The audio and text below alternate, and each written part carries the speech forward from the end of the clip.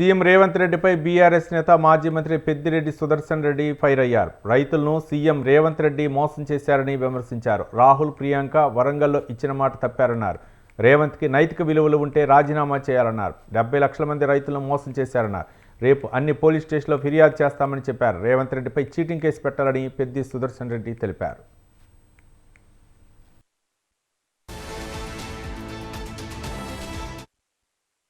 రాహుల్ గాంధీ గారు, ఖర్గే గారు, ప్రియాంక గాంధీ గారు అందరి యొక్క ఆశీర్వాదంతో మేము రైతు డిక్లరేషన్ ఇవ్వబోతున్నాము. మా ప్రభుత్వం వస్తే మేము రైతులకు ఇవన్నీ కూడా చేస్తామని చెప్పి స్వయంగా అప్పుడు పిసిసి ప్రెసిడెంట్ హోదాలో రేవంత్ రెడ్డి గారు ఇక్కడ ప్రకటించిన విషయం రైతులు అందరూ కూడా గుర్తుంచుకున్నారు.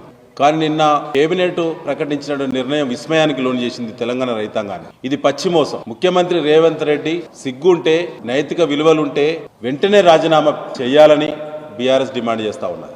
వారి మేనిఫెస్టోలో పెట్టిన పథకం ఇప్పుడైతే 10,000 వస్తాయి, రేపు మేము వచ్చాక 15,000 ఇస్తామని చెప్పి ప్రకటించిన రేవంత్ రెడ్డి అదే నోట నిన్న సిగ్గు మరిచి 70 లక్షల మంది రైతాంగాన్ని మోసం చేసేటువంటి ప్రకటన నిన్న కేబినెట్ వేదికగా అదే నోట మాట్లాడిన రేవంత్ రెడ్డి ఎంత మోసగాడో ఇవాళ రైతులందరూ కూడా అర్థమైంది. ఇవాళ 6,000 రూపాయలు ఒక పంటకి ఇస్తామంటున్నారు. 2 పంటలకు కలిపి ఎకరాకు 12,000 మాత్రమే ఇస్తామని చెప్పి ఇవాళ ప్రకటన చేయడం అనేది పచ్చిమోసం. ఇవాళ ఒక రైతు భరోసే కాదు, బోనస్ విషయంలో బోగస్ చేసిళ్ళు. ఆనాడు వరి ధాన్యానికి అని చెప్పి ప్రభుత్వం గద్దెనెక్కిన తర్వాత సన్నధాన్యమే అన్నారు. కాలంలో కాంటాలు ప్రారంభించకుండా సన్నధాన్యం అంతా ప్రైవేట్ మార్కెట్కు పోయిన తర్వాత ఇలా 30% సన్నధాన్యం మాత్రమే కొనుగోలు చేసిళ్ళు.